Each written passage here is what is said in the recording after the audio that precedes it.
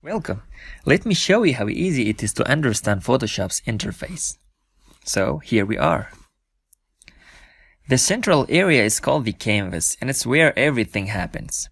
This is where we design, paint, draw, and see our progress. So it's the most important part. On the right side we have the Layers panel, but in case if you don't have it there, go to Window, Layers. Everything we do on the canvas will show up here.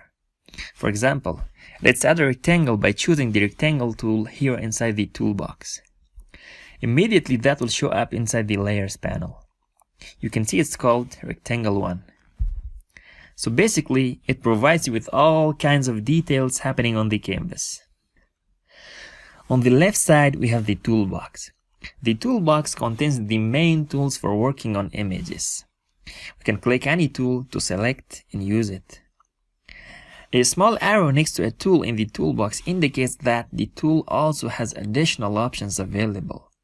For example, if you click and hold on the brush tool, you will see brush options such as brush tool, pencil tool, and so on. You can also access the tools using the keyboard shortcuts. For example, to select the Move tool, it's easier to press the V key rather than moving the mouse cursor to select it. Next, at the top of Photoshop, we have the menu bar. The menu bar consists of several items which starts with File and ends with Help.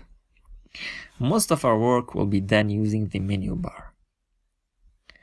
Underneath the menu bar, we have the Options bar, which constantly changes depending on what tool you have selected. As you can see, we have the Move tool selected.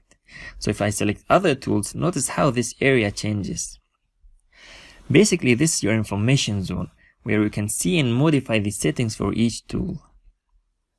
And that was a brief introduction to Photoshop's interface.